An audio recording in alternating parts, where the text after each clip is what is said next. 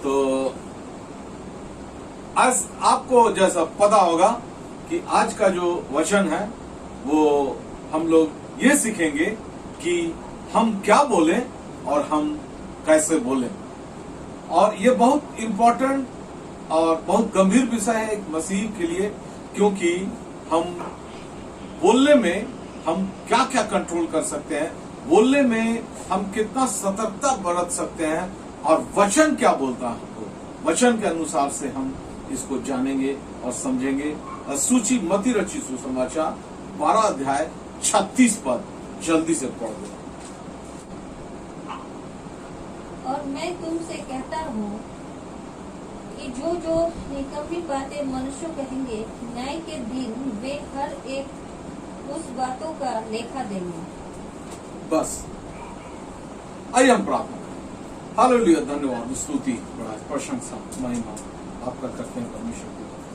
अभी जो वचन हमने पढ़ा, हमें अपनी बातों का लेखा देना है परमेश्वर पिता, और उस लेखा देने में हम पास होने पाए, उस लेखा देने में हम क्षमा प्राप्त कर सके। हर एक मसीही जो संसार के जीवन से मसीहत में आए हैं, वो अपने बोलने के प्रति गंभीर हो, अपने शब्दों के प्रति गंभीर हो, अपने वचन के प्रति सतर्क रहे। ऐसी दया और करुणा करना, पवित्र आत्मा से हमें करना, ताकि हम अपने बातचीत में परमेश्वर पिता आपको ही गवाह रखते हुए बातचीत करने पाए। परमेश्वर सारी बातों के लिए आदर महिमा आपको देते हुए प्रार्थना प्रभु यीशु मसीह के नाम से, आमीन। अब 37 भी पढ़ लो।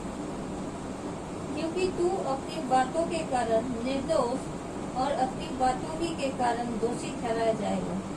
बस पहला वचन हम लोगों ने पढ़ा, हर एक बात का न्याय होगा।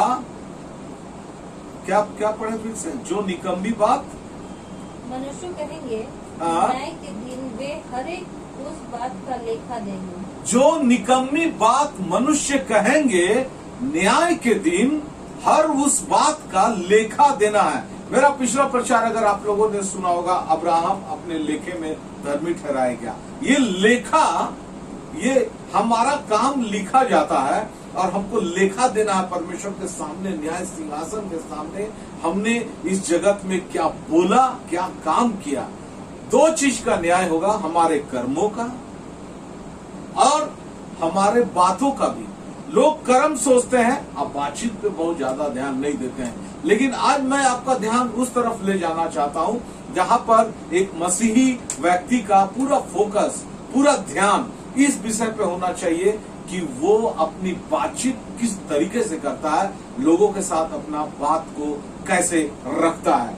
और दूसरा पद पढ़े हम लोग, बातों के कारण ही वो दोषी और बातों ही के कारण निर्दोष ठहराया जाएगा। यानी न्याय सिंहासन के सामने हम दुनिया में क्या क्या बोले हैं, वो बोला हुआ शब्द, वो बोली हुई बातें हमको परमेश्वर के सामने या तो दोषी ठहराएगी या निर्दोष ठहराएगा। और हम और आप जानते हैं हमारे मुंह के शब्द कितने इंपॉर्टेंट है, कितना महत्वपूर्ण है। मैं आपको एक चीज आज बताना चाहता हूं, हमारे जो शब्द है वो मरता नहीं है। बहुत पहले, आज से पता नहीं, मैं छोटा था, साइंटिस्ट लोग रिसर्च कर रहे हैं कि हमारे जो शब्द है, हमारी जो बातचीत है, उसको कैच किया जाए एयर से, ब्रह्मांड में, अंतरिक्ष में। और उन लोगों ने, बड़े बड़े लोगों का, यीशु मसीह का, महात्मा गांधी का, सुभाष चंद्र बोस का, और भी विश्व के बहुत सारे इंपॉर्टेंट लोग रहे होंगे, जॉर्ज वाशिंगटन,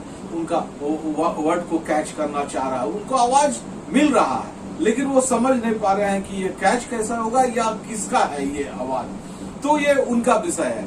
लेकिन मैं आपको ये बताना चाहता हूं, जैसा मोबाइल में हम लोग बात करते हैं, तो हम यहाँ से बोले और आपके मोबाइल तक बात गया, आपके कानों में, इसमें कुछ सेकंड का फासला होता है, और इस फासले में वर्ड, शब्द, मेरा जो वचन है, वाक्य है, वो मरता नहीं है। अगर मेरा मुंह, ये शब्द यहाँ से निकल के और इतने दूर के डिस्टेंस में वो खत्म हो जाता, मर जाता, तो फिर आपके कानों तक ये बात पहुंचता नहीं। और मोबाइल से बात जाने में आप समझ रहे हैं, यहां से टावर में जाता है, टावर से सैटेलाइट में जाता है, सैटेलाइट से जिस व्यक्ति को फोन किया हूं उसके नजदीक वाले टावर में जाता है, फिर उसके मोबाइल में जाता है, और ये चंद सेकंड की बात होती है, और इतनी सेकंडों के बीच में वर्ड मरता नहीं है। तो परमेश्वर के सामने हमारे वर्ड, हमारे शब्द, हमारे वाक्य खड़े रहेंगे, और ये जो शब्द मरता नहीं है, ये परमेश्वर हमको दिखाया, समझाया कि देखो वो मरता नहीं है। आप वीडियो रिकॉर्डिंग देखते होंगे, आप ऑडियो रिकॉर्डिंग देखते होंगे, किसी की भी बात को हम रिकॉर्ड कर लिए और फिर बाद में हम आज बोला हुआ बात को कल सुनेंगे, 1 साल बाद सुनेंगे, 50 साल बाद सुनेंगे। क्यों? क्योंकि वो शब्द को रिकॉर्ड कर लिया गया, वो मरता नहीं है। परमेश्वर ने ये बुद्धि दिया इंसानों को कि शब्द को कैसे, हमारे वाक्यों को, हमारे वचन को कैसे रिकॉर्ड किया जा सकता है, वो मरेगा नहीं। तो जब इंसान को परमेश्वर बुद्धि दिया और इंसान उसको रिकॉर्ड कर रहा है, तो आप सोचिए कि परमेश्वर ने जिसको बुद्धि दिया वो रिकॉर्ड कर रहा है, तो परमेश्वर के सामने हमारा वचन आ सकता है। हम जब नकारेंगे, हम इनकार करेंगे कि हमने ऐसा नहीं कहा, वो शब्द हमारे सामने रहेगा परमेश्वर के सामने, और हम अपने बात से फिर नहीं सकते हैं, इनकार नहीं कर सकते हैं कि ये शब्द मेरा नहीं है। और वो शब्द ही है जिसके कारण हम हमारा न्याय के सिंहासन के सामने हमारे वचनों का, हमारे बातों का और हमारे कर्मों का, दोनों का न्याय होगा। तो बात हमारे लिए इम्पोर्टेंट है। तो आइए हम लोग पहले प्रश्न की तरफ आते हैं। यहां पर ये एक प्रश्न आता है कि हमको क्या बोलना चाहिए, कैसा बोलना चाहिए और कैसा नहीं बोलना चाहिए। ये 2 प्रश्न है। तो आइए सबसे पहले हम पहला प्रश्न में आते हैं कि हम कैसा ना बोले, किस तरीके से हमें बोलना नहीं चाहिए। और इसके लिए हम लोग नीति वचन निकालेंगे। सूचित नीति वचन 4 अध्याय का 24 पद निकाल लो। हम कैसा ना बोले, और हर एक पॉइंट को आप लिखते रहिएगा।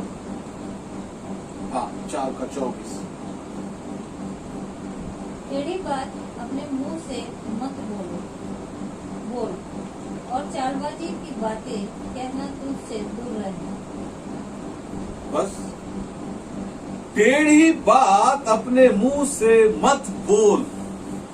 टेढ़ा बोलना हम लोग कभी कभी बोलते हैं अपने परिवार में, माता पिता, भाई बहन, बच्चे, दोस्त, समाज, और हम उस संसार में रहते हैं जहां वहां हम बोला करते थे।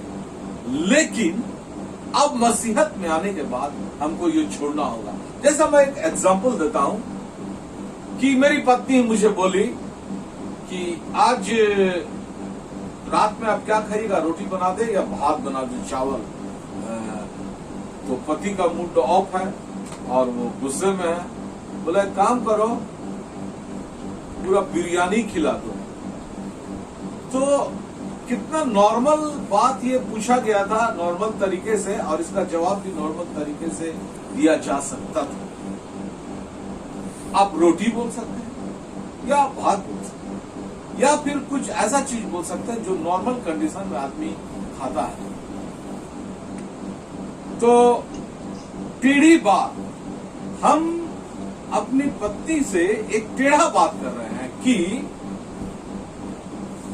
पुलाव बना दो, बिरयानी बना दो, इसको बोलते हैं टेढ़ी बात। और भी बहुत सारे एग्जाम्पल्स इसका हो सकता है, लेकिन मैं बहुत सारे एग्जाम्पल्स में नहीं जाऊंगा, बहुत सारे पॉइंट्स को दिखाना है।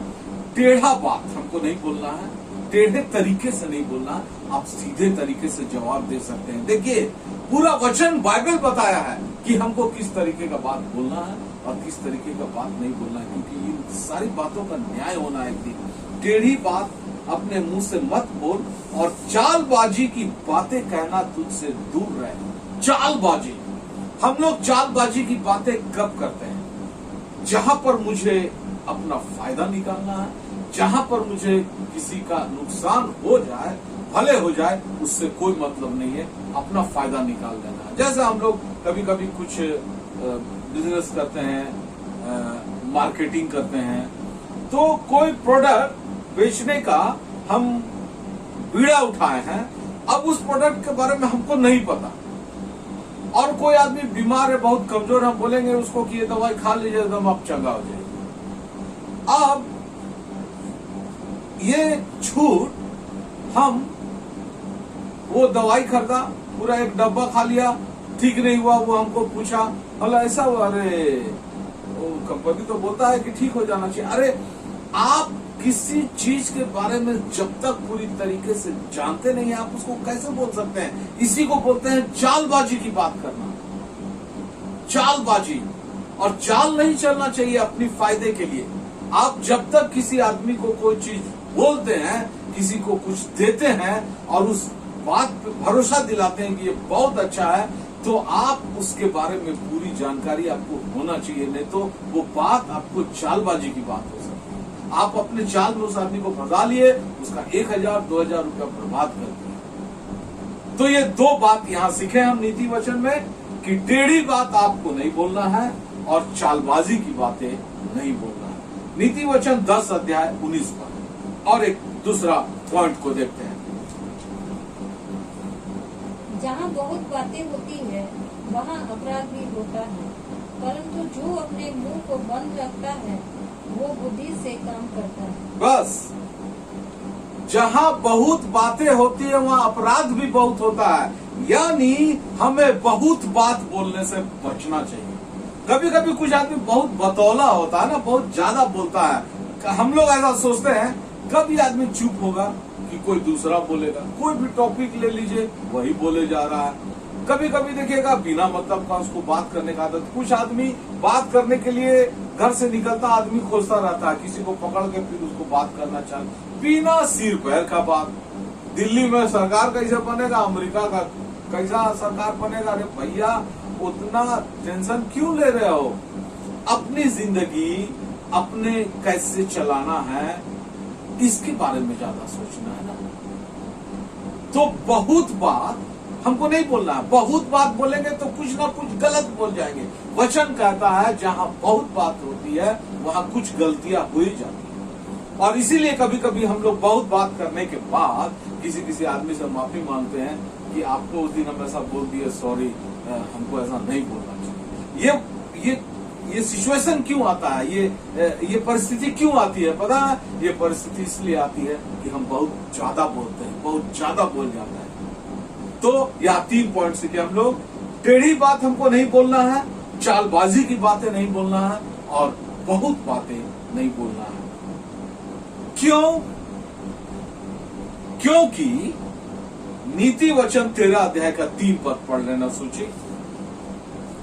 जो अपने मुंह की चौकसी करता है वो अपने प्राण की रक्षा करता है, परंतु जो गाल बजाता है उसका विनाश हो जाता है। जो अपने मुंह की चौकसी करता है वो अपने प्राण की रक्षा करता है। देखिए हमारे शब्द हमारे प्राण से जुड़े हुए हैं, परंतु जो गाल बजाता है उसका विनाश हो जाता है। कभी कभी बहुत ज्यादा बोलने में हम लोग किसी मजबूत आदमी से, किसी ऐसे आदमी से जो बहुत बड़ा है, हम पंगा ले लेते हैं और उसके बाद उसका हम दुश्मन बन जाते हैं और वो मेरा प्राण का प्यासा हो जाता है और हम प्राण से हाथ भी धो सकते हैं, धो बैठते हैं कभी कभी। कहीं वो गोली चला देगा या कहीं मार देगा, कुछ कर देगा। इसीलिए जो गाल बजाता है उसका विनाश हो जाता है। मसीही स्वभाव क्या है? मसीही स्वभाव है कम बोलो। तो जो अपनी मुंह की चौकसी करता है, तो हमें अपनी मुंह की चौकसी करना है, गाल नहीं बजाना, यानी ज्यादा बातचीत नहीं करना है। अब इस क्यों का जवाब हम लोग नीति वचन के एक दूसरे पद में देखेंगे। नीति वचन 18 अध्याय 20 और 21 पद। मनुष्य का पेट मुंह की बातों के फल से भरता है, और बोलने से जो कुछ प्राप्त होता है उससे वो तृप्त होता है। जीव के बस में मृत्यु और जीवन दोनों होते हैं। बस, मनुष्य का पेट मुंह की बातों से भरता है। हमारा बोल ही कैसा है, हमारा बोलने का स्टाइल कैसा है, वो हमें कभी कभी नौकरी दिलाता है, वो कभी कभी हमारे बिजनेस को चमकाता है। मान लीजिए हमारा एक राशन का दुकान है और 2 आदमी का दुकान एक जगह पे है और हम कहीं पर गए हैं, एक दुकान में भीड़ ज्यादा होता है, चाची बोल रहे हैं, एक दुकान में भीड़ कम रहता है। तो जिसके दुकान में ज्यादा भीड़ है हम लोग उसके पास जाते हैं। क्यों? क्योंकि उसका बोली चाली बहुत अच्छा है, उसका बोलने का तरीका बहुत अच्छा, बहुत मधुर बोलता है, मीठा भाषा में बोलता है। तो हम ऐसे लोगों से बिजनेस करना चाहते हैं। तो मनुष्य का पेट अच्छी बातों के कारण भरता है। बेटे, जो अभी रवि आप सुन रहे हो, आपका एक बिजनेस है साउंड सिस्टम का। तो साउंड सिस्टम आपका कौन लोग बुक करेगा? जो आपके बोली से, आपके व्यवहार से, आपके बातचीत से खुश होगा, वो लोग ज्यादा आपको बुकिंग करेगा, है ना बेटा? हाँ सही बात है, सही अंकल, सही बात है। और बहुत आदमी के पास बॉक्स होगा, जिसका व्यवहार ठीक नहीं है, जिसका बातचीत ठीक नहीं है, उसके पास लोग जाएंगे ही नहीं। तो मनुष्य का पेट उसकी बातों से भरता है, और इसीलिए कहा है वचन की जीभ के वश में मृत्यु और जीवन दोनों है। और हम जो बोलते हैं वही हमको जीवन में भी पहुंचा सकता है, वही हमको मृत्यु में भी पहुंचा सकता है। यानी उस न्याय के सिंहासन में हम अनंत जीवन में जाएंगे कि अनंत नरक में, अनंत मृत्यु में जाएंगे, ये हमारा बोली तय करेगा। इसीलिए आज इंपॉर्टेंट है ये बात कि हम इस बात को समझे कि हमको किस तरीके से बोलना चाहिए, हमारा बोलने का तरीका क्या है। ये बाइबल का वचन परमेश्वर ने हमको बताया है, हमको सिखाया है, और उसी तरीके से हमारा बातचीत होना चाहिए। तो हम लोग 2 पॉइंट को देखें नीति वचन में। पहला था टेढ़ी बात अपने मुंह से मत बोलो और चालबाजी की बात मत बोलो।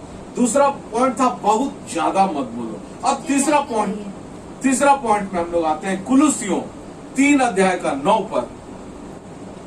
एक दूसरे से झूठ मत बोलो। बस, एक दूसरे से झूठ मत बोलो। हम मसीही लोग भी अपने स्वभाव में, अपने कार्यों में कभी कभी झूठ बोल जाते हैं, और हम इस बात का हवाला देते हैं जो दुनिया कहती है। कभी कभी झूठ बोलना पड़ता है, कभी कभी झूठ बोलना जायज है, लेकिन परमेश्वर का वचन कहता है झूठ मत बोलो। हम अपने ऑफिस में गए, ऑफिसर, हम दूसरे कारण से लेट गए। मेरा ऑफिस बॉस पूछ रहा है कि तुम क्यों लेट आए, तो हम बहाना बना दिए मेरा गाड़ी पंचर हो गया, जबकि गाड़ी पंचर नहीं हुआ। आपको सच बोलने में क्या जाता है? क्या होगा? डांट पड़ेगी या वो रिटर्न कर देगा। लेकिन जब आप सच बोलेंगे तो आपके साथ ऐसा होगा नहीं। इसीलिए हमको सच बोलना चाहिए। कभी कभी हम चर्च नहीं जा पाते हैं या चर्च आराधना में नहीं जुड़ पाते हैं। पास्टर, लीडर, शिक्षक पूछते हैं आपसे कि कल चर्च नहीं आए थे। अरे कल ना मेरा तबीयत थोड़ा खराब था, जबकि खराब नहीं था। कल ना थोड़ा हम बाहर चले गए थे, जबकि हम बाहर नहीं गए थे। यानी हम अपना बचाव करने के लिए झूठ बोलते हैं। जानते हैं, छोटा छोटा झूठ जमा होने के बाद एक बड़ा झूठ बनता है, और उसके बाद हम लोग परमेश्वर की बातों में भी झूठ बोलते हैं। अब देखिएगा, किसी आदमी से हमको मिलना नहीं है, वो दरवाजा खटखटाया, तो हम पेरेंट्स है, माता पिता है, हम अपने बच्चे को बोल दिए फलना आदमी दरवाजा खटखटा रहा, जाओ उसको बोल दो पापा घर में नहीं है, जबकि हम घर ही में। ये छोटा झूठ कई एक बार बोलते बोलते वो बच्चे के आदत में बस गया झूठ बोलना। उसके बाद जब वो बड़ा हुआ तो अपने माँ बाप से ही झूठ बोलना शुरू कर दिया। वो जाता है धनबाद, सूची एडमिट करो, वो जाता है धनबाद और बोल देता है किसी को कि हम चास गए थे। तो ये छोटा छोटा झूठ, और बाप परेशान है कि ये झूठ क्यों बोला बेटा तुम हमको। लेकिन उस बाप को ये नहीं पता कि वही सिखाया था एक दिन झूठ बोलना उसको। इसीलिए हमको झूठ नहीं बोलना चाहिए। नंबर 4, पहला पतरस 3 अध्याय 9 पर। बुराई के बदले बुराई मत करो और ना गाली के बदले गाली दो। बस, बुराई के बदले बुराई मत करो और गाली के बदले गाली मत दो। हम लोग क्या करते हैं, सांसारिक जीवन में बहुत तरीके का गाली हम लोग सुने हैं। कुछ नॉर्मल गाली भी है, कुछ बहुत भयंकर गाली भी है, गंदा से गंदा, अश्लीलता से भरा हुआ।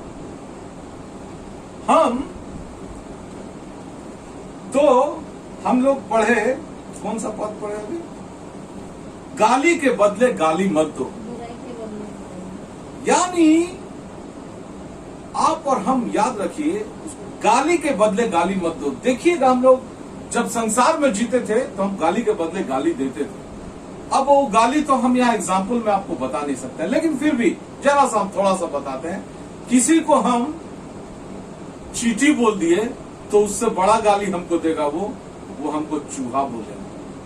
किसी को हम बकरी बोल दिए तो वो हमको गाय भैंस बोलेगा। यानी साइज बढ़ाता जा रहा है गाली का। अब वचन कहता है गाली के बदले गाली मत दो। क्या है, आगे पढ़ो। बुराई के बदले बुराई मत करो और ना गाली के बदले गाली दो, हाँ। पर इसके विपरीत आशीष ही दो, इसके विपरीत आशीष ही दो, और क्योंकि तुम आशीष के वारिस होने के लिए बुलाए गए हो। यानी जब कोई गाली दे तो उसको आशीष दो। अरे ये तो परमेश्वर का वचन हमको कह रहा है। कोई हमको गाली दिया, उसके बदले हमको आशीष देना। जैसा कोई हमको बहुत गंदा गाली दिया, हम उसको बोलेंगे परमेश्वर तुमको बहुत आशीषों से भरे। ये वाला काम हम और आप कर सकते हैं, ये वचन कहता है। तो हम लोग यहाँ पर 4 बात सीख लिए कि पहला, टेढ़ी बात अपने मुंह से मत निकालो और चालबाजी की बातें मत बोलो, और दूसरा, बहुत बात बोलने से बचो, और तीसरा, झूठ मत बोलो, और चौथा, गाली मत दो। 5वां पॉइंट सीखते हैं इफिसियों 4 अध्याय का 29 पद।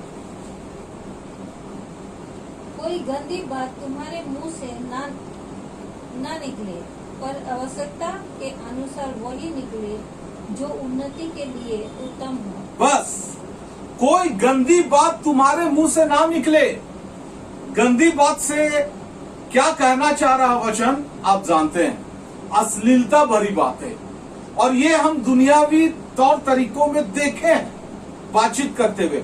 हो सकता हम लोग भी करते थे किसी जमाना में, लेकिन मसीहत में आने के बाद वचन कहता है गंदी बात मत करो, और जहां गंदी बात हो रही है वहां बैठो मत, सुनो मत, वहां से अलग हटो। अश्लीलता की बातें होने ही नहीं चाहिए, बल्कि क्या लिखा है सूची, गंदी बात तुम्हारे मुंह से ना निकले, पर आवश्यकता के अनुसार वही निकले जो उन्नति के लिए उत्तम है। आवश्यकता पड़ेगा तो बोलो, बिना आवश्यकता का मत बोलो। बिना आवश्यकता का बोलोगे तो उसको कहते हैं बहुत बोलना, गाल बजाना, जो हम नीति वचन में पढ़े। आवश्यकता के अनुसार हो और उस व्यक्ति का उन्नति हो, जिस समाज में बैठे उसका उन्नति हो, सामाजिक तौर पे, पढ़ाई के तौर पे, धार्मिक तौर पे, हर हाल में उसका उन्नति होना चाहिए। उन्नति की बहुत बात होना चाहिए। और गंदी बात से क्या होगा, उन्नति होगा नहीं। वो आदमी तो और बुरा बनता चला जाएगा और हम भी बुरा बनते चले जाएंगे। इसीलिए गंदी बात करने से हमें बचना चाहिए। और अंतिम पद है 6ठा पद, जो पहला सवाल हम लोग पूछे थे, हम कैसा ना बोले, उसमें 6ठा पॉइंट, पहला पत्रस 3 अध्याय 10 पद। क्योंकि जो कोई जीवन की इच्छा रखता है और अच्छे दिन देखना चाहते हैं, वो अपनी जीभ के बुराई से और अपने होठों की छल की बातों करने से रोक रहे। आगे पढ़ो। वो बुराई के साथ छोड़े और भलाई ही करे। वो मेल मिलाप को ढूंढे और उसके यत्न में रहे। दोबारा पढ़ो। क्योंकि प्रभु की आंखें धर्मियों पर लगी रहती हैं और उसके कान उनकी विनती की ओर लगे रहते हैं, परंतु प्रभु बुराई करने वालों के विमुख रहता है। बस, अपने जीभ को बुराई से और होठों को छल की बात करने से रोकेगा तो तुमको जीवन मिलेगा।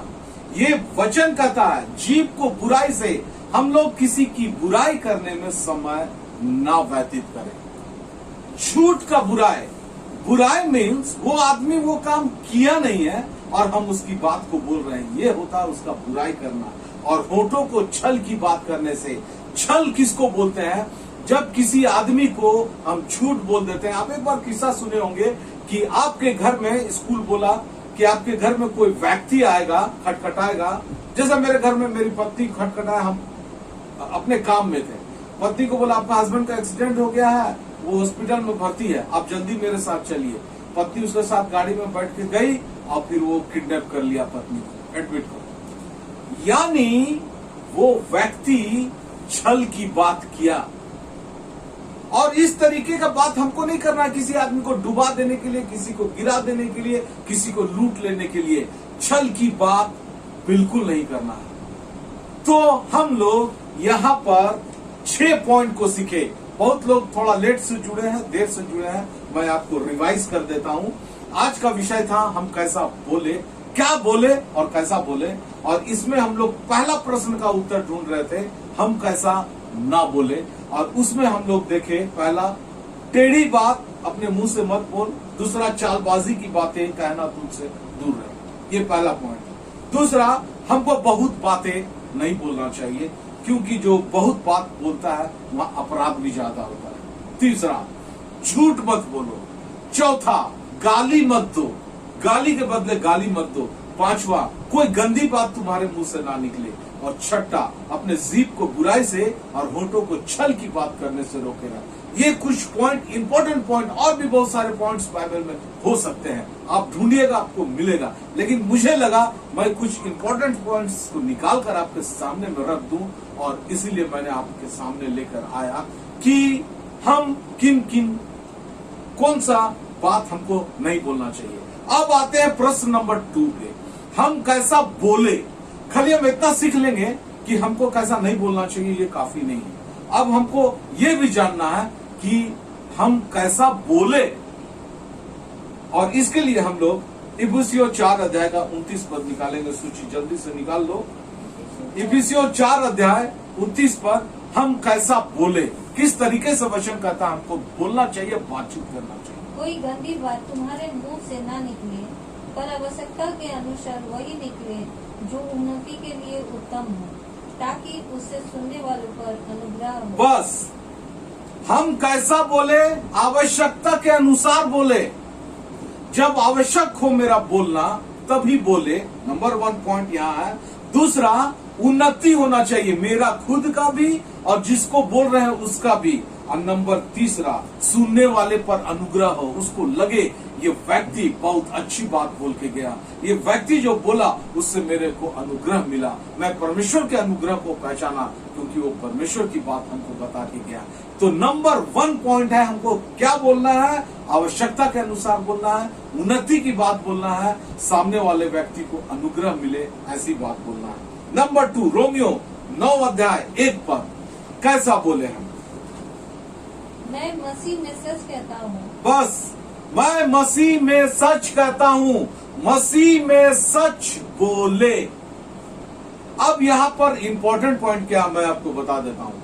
हम पहले पढ़े क्या क्या नहीं बोलना, उसमें झूठ नहीं बोलना है। और नंबर यहाँ पर जो सीख रहे हैं उसमें है कि हमको सच बोलना है। लेकिन इस सच के पीछे एक बहुत बड़ा इंपॉर्टेंट पॉइंट जुड़ा हुआ, हम मसीह में सच बोले। यानी आप सच तब बोल सकते हैं जब आप मसीह में, और आप मसीह में हैं तो सच बोलेंगे ही बोलेंगे। और अगर आपके मुंह से झूठ निकलता है कभी भी, याद रखिएगा उस दिन, उस घड़ी आप मसीह में तो होते नहीं हैं, या पता नहीं आप कभी मसीह में रहे ही नहीं इसीलिए झूठ बोल रहे हैं। आप या हम कोई भी हो सकते। तो मसीह में रहते हुए हमको सच बोलना है। 2 पॉइंट सीखे हम लोग, हम आवश्यकता के अनुसार बोले, लोगों की उन्नति के लिए बोले, लोगों को अनुग्रह मिले ऐसा बोले, ये पहला पॉइंट था। और दूसरा पॉइंट है कि हम मसीह में सच बोले। आइए हम लोग तीसरा पॉइंट की तरफ जाएंगे, मत्ती 5 अध्याय का 19 पद। हाँ, इसीलिए जो कोई इन छोटी से छोटी आज्ञाओं में से किसी एक को तोड़े और वैसा ही लोगों को सिखाए, वो स्वर्ग के राज में सबसे छोटा कहलाएगा। परंतु जो कोई उन आज्ञाओं का पालन करेगा और उन्हें सिखाएगा, वही स्वर्ग के राज में महान कहलाएगा। जो आज्ञा को मानना सिखलाएगा। एक पद हम लोग नहीं पढ़ेंगे, मत्ती 28 का 20 में यीशु मसीह अंतिम पद है ये। अपने चेलों को बोले जाओ सारे जगत में लोगों को सुसमाचार का प्रचार करो, जो माने उसको चेला बनाओ और उसे मेरी बातें जो मैंने मुझसे तुमने सीखी है लोगों को मानना सिखाओ, आज्ञा मानना सिखाओ। हम जब भी बोले आज्ञा मानना सिखाए। अब यहाँ पर एक इंपॉर्टेंट पॉइंट है, आज्ञा हमको पता है तब तो, आज्ञा हमको पता होना चाहिए तभी तो हम आज्ञा मानना सिखा सकते हैं। तो हमारा बोल ही इस तरीके से होना चाहिए कि मसीह के वचन से कोई ना कोई अच्छी बात उसको सिखला दे। पूरी बाइबल में हजारों लाखों करोड़ों अच्छी बातें हैं, ऐसे पॉइंट्स हैं जिससे हम लोगों को अच्छी बात सुना सकते हैं, समझा सकते हैं। इसीलिए हम जब भी बोले लोगों को आज्ञा मानना सिखाए। 3 पॉइंट सीखे, आवश्यकता के अनुसार बोले, मसीह में सच बोले और लोगों को आज्ञा मानने सिखाने वाली बात को बोले। 4था पॉइंट लूका 6:27 पर। परंतु मैं तुम सुनने वालों से कहता हूँ कि अपने शत्रुओं से प्रेम रखो, जो तुमसे बैर करे उसका भला करो, जो तुम्हें श्राप दे उसको उनको आशीष दो, जो तुम्हारा अपमान करे उनके लिए प्रार्थना करो। बस, जो तुम्हें श्राप दे उसको आशीष दो। आशीष देना मुंह से निकला हुआ वचन है।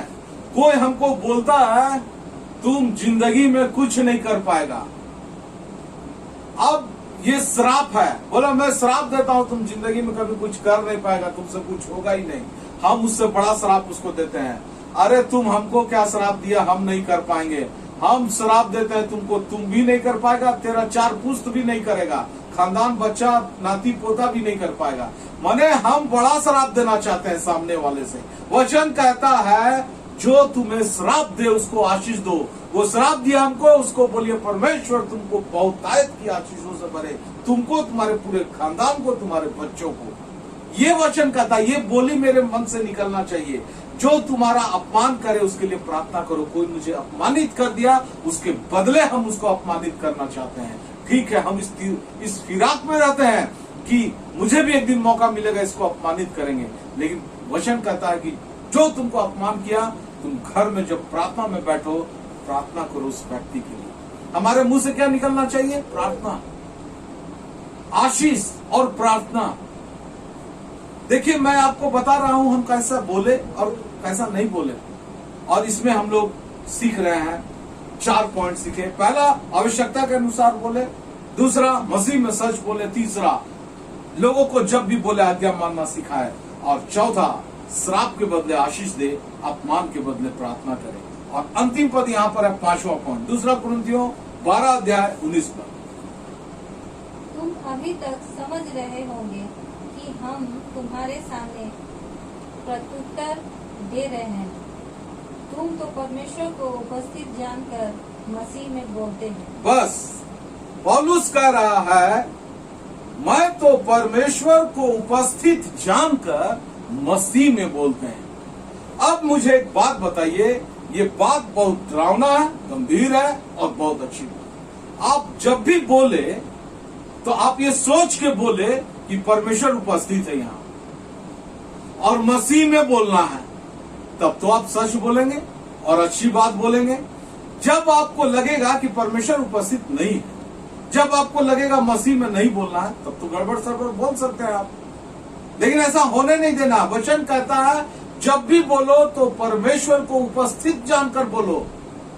अब हम अपनी पत्नी को गंदा गंदा गाली दे रहे हैं, हाँ ठीक है, हम तुमको श्राप देते हैं, तुम ऐसा हो जाएगा, परमेश्वर को उपस्थित जानकर श्राप दे रहे हैं, ऐसा हो सकता है? परमेश्वर को उपस्थित जानकर श्राप कोई नहीं दे सकता है। यानी आप और हम जब भी बोले परमेश्वर को उपस्थित जानकर बोले और मसीह में बोले, और तब हमसे गलतियां नहीं होगी। तो हम बहुत सारा पॉइंट आज सीखे, उसको एक बार हम रिवाइज कर देते हैं। कुछ लोग बहुत लेट से जुड़े क्योंकि एक अंतिम विषय को हम टच करना चाहते हैं। हम कैसा ना बोले, टेढ़ी बात ना बोले, चालबाजी की बातें ना बोले, बहुत बात ना करे, झूठ ना बोले, गाली ना दे, गंदी बात ना करे, अपने जीभ को बुराई से और होठों को छल की बात से रोके रहे। ये 6 पॉइंट सीखे कैसा नहीं बोलना चाहिए। और कैसा बोलना है वहां पर सीखे, आवश्यकता के अनुसार बोले, उन्नति के लिए बोले, और सुनने वाले पर अनुग्रह हो ऐसा बोले। ये पहला पॉइंट था। दूसरा, मसीह में सच बोले, हमेशा सच बोले। तीसरा, जब भी बोले लोगों को परमेश्वर का वचन का आज्ञा मानना सिखाए। चौथा, जो तुमको श्राप दे उसको आशीष दो, और जो तुम्हारे अपमान करे उसके लिए प्रार्थना करो। मेरे मुंह से प्रार्थना और आशीष ये निकलना चाहिए। और पांचवा जो अंतिम पॉइंट था, हम परमेश्वर को उपस्थित जानकर मसीह में बोले, और तब देखिएगा हमसे अच्छी बातें निकलेगी। और प्रश्न नंबर 3 जो कि आज का प्रचार का अंतिम प्रश्न है। प्रश्न नंबर 3, क्या ब्रदर, क्या अंकल, क्या सिर्फ अच्छी अच्छी बातें बोलना ही काफी है? यही वचन सिखाया बस बोलना है, कि इसके आगे भी कुछ है? बोल देना ही काफी है, इसके आगे कुछ है? इसका उत्तर ढूंढते हैं मलाकी 3:16 पर। तब यहोवा का भय मानने वाले ने आपस में बातें की और यहोवा ध्यान धर कर उनकी सुनता था। बस तब विश्वासी लोग आपस में मिलकर बात करी और पिता उसे भी ध्यान देकर सुनता था। अब आप समझ रहे हैं, हम जब अन्य जाति से मसीहत में आए, जब हमने संसार के नियम कानून को, बातों को छोड़कर प्रभु यीशु मसीह को ग्रहण किया, मसीहत में आए, तो हम जो बात करते हैं परमेश्वर उसको ध्यान से सुनता है। ये क्या बोल रहा है, घर के अंदर क्या बोलता है, रूम के अंदर क्या बोल रहा है, सड़क पे क्या बोल रहा है, जहाँ नौकरी करता हूँ वहां क्या बोल रहा है, जहाँ बिजनेस करता हूँ वहां क्या बोल रहा है। हमारी बातचीत को कोई सुन रहा है ध्यान से। आपको याद है, एक एड मैं देख रहा था, एक सरदार जी के पास कोई दुकानदार आया और कुछ गलत करने जा रहा था, तो सरदार जी उसको बोला कि बाबू बच्चे ध्यान से रहो, ठीक से काम करो, तुम दुकान में खड़े हो, देखो ऊपर में कैमरा है और वो सब कुछ रिकॉर्ड कर रहा है, देख रहा है। सही बात है, वो गलत कर रहा है, उसको रिकॉर्ड कर रहा है। हम लोग हम ऐसी जगह पे जाएंगे तब वो कैमरा के नजर में रहेंगे। आपको पता होना चाहिए, मैं आपको बता देना चाहता हूँ, हम लोग हमेशा एक कैमरे की नजर में है, परमेश्वर की नजर में है, और वो हमारी बात को बहुत ध्यान से सुनता है। हर वक्त हम क्या बोलते हैं, दोस्तों के संग रहते हैं तो क्या बोलते हैं, पति पत्नी आपस में क्या बोलते हैं, माँ बाप बच्चे आपस में क्या बोलते हैं, दोस्तों के साथ क्या बोलते हैं, समाज में क्या बोलते हैं, हर एक बातों को परमेश्वर सुनता है। इसीलिए ये गंभीर विषय है। रोमियो 2:21 पर। अतः क्या तू जो दूसरे को सिखाता है अपने आप को नहीं सिखाता? बस हम अच्छा बोलेंगे, छल की बात, गंदी बात नहीं करेंगे, सच बोलेंगे, उन्नति की बात बोलेंगे, परमेश्वर को हाजिर नाजिर जानकर बोलेंगे, सब बढ़िया बात है। आप जो बोलते हैं वो तो अच्छी बात है, लेकिन क्या हम और आप अपने आप को सिखाते हैं? हमारे बोली से लोग नहीं सीखते हैं। एक कहावत में बहुत पहले बोला था, हम अपने बच्चों को, मैं सिगरेट पीता हूँ, अब मेरा बच्चा को मैं पान खाते हुए पकड़ लिया, बोला पान खाता बेटा, गलत बात है, वो तो हमको बोलेगा पापा आप तो सिगरेट पीते हैं। यानी हमको उसको पान से रोकने से पहले सिगरेट तो छोड़ना होगा। तो हम जो बोलेंगे वो हम अपने आप को नहीं सिखाते हैं क्या? दुनिया में बहुत सारे ऐसे पंथ है जहां अच्छे अच्छे बातें बोलने वाले लोग हैं, लेकिन आप जब उसके कैरेक्टर को स्टडी कीजिएगा तो आप देखिएगा कैरेक्टर तो उतना बढ़िया था नहीं, उनके बात के हिसाब से नहीं था। लेकिन हमारा प्रभु यीशु मसीह, हमारा यहोवा परमेश्वर जो बोला वो किया, और उनका कैरेक्टर कैसा था आप वचन पढ़ के देख सकते हैं। तो ऐसा परमेश्वर है हमारा। तो हमारा और आपका अच्छी बात बोलने से पहले अच्छा कैरेक्टर बनाना होगा हमको, और तब हम अच्छी बात बोल सकते हैं। ये इंपॉर्टेंट है। मैं तो आपको दोनों पॉइंट सिखा दिया, क्या नहीं बोलना वो भी सिखाया, क्या बोलना है वो भी सिखाया, लेकिन इन दोनों बातों पे अमल करने से पहले हमको ये सीखना जरूरी है कि हमारा कैरेक्टर कैसा होना चाहिए मसीह के वचन के अनुसार। जो बात मैं सिखाने जा रहा हूँ, जो बात अच्छी अच्छी बात मैं बोलने जा रहा हूँ, वो बात मेरे कैरेक्टर में दिखाई देता, नजर आता है। चलिए आगे, मत्ती 15:8 पर। ये लोग जो झूठ से तेरा आदर करते हैं पर उनका मन तुझसे दूर रहता है। ये लोग होठों से तो मेरा आदर करते हैं पर उनका मन मुझसे दूर रहता है। हम बहुत प्रेशराइज कर देंगे, पापा मम्मी का प्रेशर में बच्चे, पति पत्नी के प्रेशर में एक दूसरा पति पत्नी, समाज के बॉस के प्रेशर में वर्कर अच्छा काम कर सकता है, अच्छा काम करते हुए देखा जा सकता है, अच्छी बात बोलते हुए हम देख सकते हैं। लेकिन परमेश्वर कहता है ये होठों से तो मेरा आदर करते हैं, परमेश्वर तू महान है, तेरी महिमा हो, लोगों को परमेश्वर का वचन भी सुनाए, परमेश्वर के रास्ते में चलो बच्चों को, लेकिन इसका मन ही मुझसे दूर रहता है। मन से ये मुझे नहीं बसा है, वहां कोई और बसता है, संसार बसता है, शैतान बसता है, शैतान की अभिलाषाएं बसती है। ये मुंह से अच्छी बात तो बोल रहा, बहुत मजबूरी में बोल रहा है। ये मुंह से अच्छी बात तो बोल रहा, बहुत दबाव में बोल रहा है। ये मुंह से अच्छी बात तो बोल रहा है इसलिए कि ये पास्टर है, लीडर है, ये प्रेरित है, भविष्यवक्ता है, शिक्षक है, सुसमाचार प्रचारक है, इसीलिए अच्छी बात बोल रहा है। लेकिन उसका घर जाके सुनिए वो घर में कैसा बात बोल रहा है, मायने रखता है। तो इनका मन मुझसे दूर रहता है, और इसीलिए ये टॉपिक हम कैसा बोले और कैसा नहीं बोले। और मैं आपको बता दिया ये टोटली मन से जाके जुड़ा हुआ, इसका कनेक्शन मन से है। मत्ती रचित सुसमाचार 15 अध्याय का 18 पद पढ़िए। मत्ती 15 अध्याय 18 पद।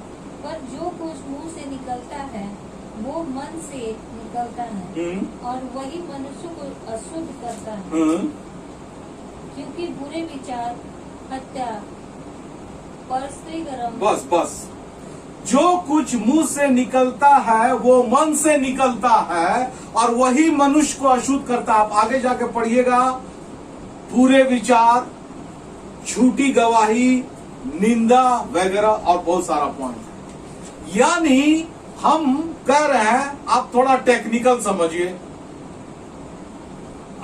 मैं थोड़ा फैक्ट्री में काम करता हूं ना, तो मेरा भाषा भी थोड़ा उस टाइप का होता है। चलिए, ऊपर में टंकी है, मेरे घर के ऊपर में पानी भरा हुआ है, नल खोलेंगे तो क्या गिरेगा? पानी। कौन सा पानी? वही पानी जो वहां भरा हुआ है, जो BSL भेजता है वो टंकी में भरता है। अगर उसमें कोई पेट्रोल भर देगा तो नल खोलेंगे तो क्या गिरेगा? पेट्रोल है ना गिरेगा, पानी तो नहीं गिरेगा। अब मेरे मुंह से अच्छी बात निकलना है तो ये खाली ओठ में नहीं बसाना। हम ये नहीं बोल रहे हैं, ये मेरा प्रचार नहीं है कि मुंह में अच्छा बात बसा लीजिए। ये ओठ में, मेरे मुंह में अच्छी बात आएगी जो मन से निकलता है, दिमाग से निकलता है, यहां से। तो यहां से अच्छी बात बोलने के लिए यहां पर भरना होगा अच्छी बात, यहां पर अच्छी बात भरना होगा तो ही यहां से निकलेगा, जबरदस्ती नहीं निकलेगा। आप जबरदस्ती 1-2 दिन अच्छा बात बोल लीजिएगा, आप बहुत प्रेशराइज होके अच्छी बातें लोगों को सुना दीजिएगा, लेकिन जो मन में भरा है वो तो कहीं ना कहीं निकल ही जाएगा। मैं लोगों को देखा हूं ऐसा काम करते हुए। लोग 2 तरह का दोहरा चरित्र निभाते हैं, एक अच्छे लोगों की संगति है, बुरे लोगों की संगति। एक ही व्यक्ति जब अच्छा लोगों की संगति में बैठता है बहुत अच्छा बात बोलता है, जब बुरे लोगों की संगति में बैठता है तो पूरा अश्लीलता वाला बात करता है।